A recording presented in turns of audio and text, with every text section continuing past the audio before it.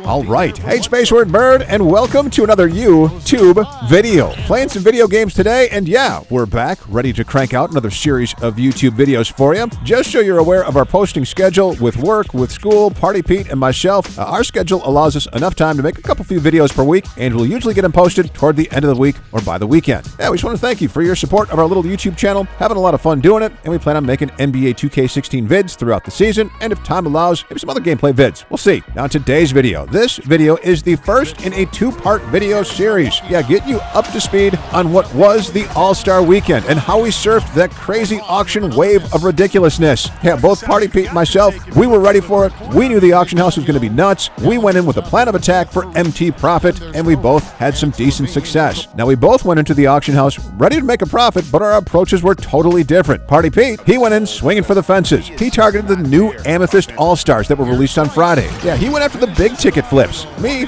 like always, I went the conservative route. Like I've always said, working the auction house is like playing the stock market. Pete went after the high-risk stocks. Myself, I diversified my assets and took that safer, let's just call it a mutual fund approach. Now, today's video, my approach on how I made my MT this past All-Star Weekend. Something to be learned from it. Now, I went in targeting just two specific players. Yeah, the two elite point guards, both with two totally different gameplay styles, but both heavily in demand. Talking about Westbrook and Kyrie. Now, I knew people would be going crazy buying packs and throwing these cards away. Now, I wanted a snipe filter that would show me just these two player cards. Yeah, I wanted to be able to get to these cards first. And yeah, I knew after all the weekend craziness, there would still be a demand for these two player cards. So I set up a snipe filter, and here are the settings. Set the position to point guard, color to gold. And then we set our offensive consistency to a 91. And then to filter out the player cards that we didn't want to see, we set our help defense IQ to a 73. And that's it. Well, almost the most important step, and that's setting the buy now price. At the time, the cheapest Westbrook was selling for 6,500 MT. So we set our buy now at just about 10% less than that, at 6,000 MT. Kyrie was selling for less, but it was the Westbrook card that we really wanted to target. So yeah, we'd spam that refresh, and those Westbrook cards would immediately stand out. Now, the auction house was lit. I'd estimate we were finding, with every refresh, 3 to 5 Westbrook cards below 6,000 MT. We buy them up, and we flip them for 7,000 to 9,000 MT. We ended up picking up 40 to 45 cards between Friday and Saturday. We had the last card flip by this past Tuesday. We made, on average, about 2,000 to 3,000 MT per flip. So yeah, we made just under 150,000 MT with this simple little strategy. Now, of course, after each refresh, I went around looking for specific player cards and under-the-radar items, picking up little stuff here and there, making sure I was keeping my auction house full. So I'd say total, this past All-Star Weekend, made about 200,000 MT. Yeah, able to treat Team Space to Skywalker. This card is nuts. Definitely check him out. And picked up Glenn Rice. Yeah, some competition for my dynamic LeBron James. A much better shooter than LeBron. We'll do some gameplay videos on both of these players in the future. Now, our next video, we're going to share with you Party Pete's auction house results from All-Star Weekend. Yeah, like I said before, Party Pete swung for the fences and did pretty well, so get ready for that video. All right, now's the time to give this video a like. That little gesture says, yeah, Space and Party Pete, keep making more YouTube videos.